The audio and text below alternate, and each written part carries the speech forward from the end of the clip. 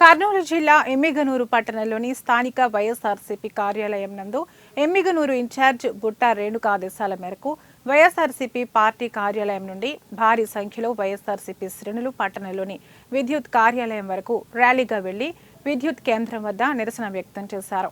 అనంతరం పలువురు వైఎస్ఆర్సీపీ నాయకులు మాట్లాడుతూ కూటమి ప్రభుత్వం ఛార్జీలు పెంచి ప్రజల మీద భారం మోపారని విమర్శించారు.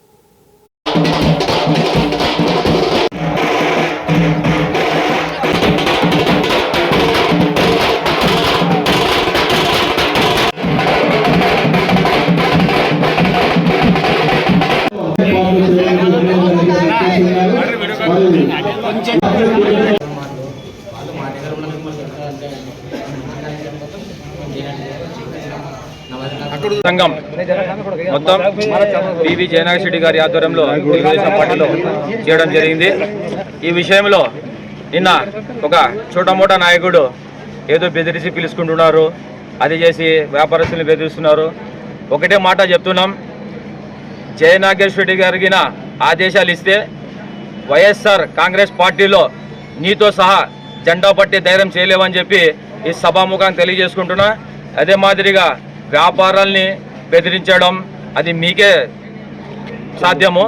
మా తెలుగుదేశం పార్టీలో ఇప్పుడు 6 నెలలైంది.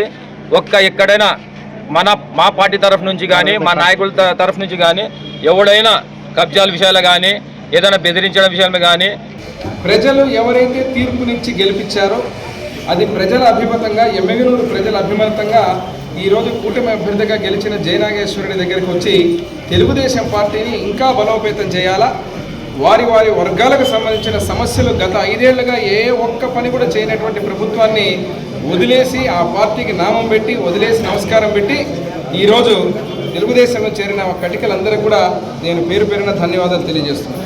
ఈరోజు అభివృద్ధి అనగానే గుర్తుకొచ్చేది కీర్తిశేషుల తండ్రి బివి మోహన్ రెడ్డి గారు.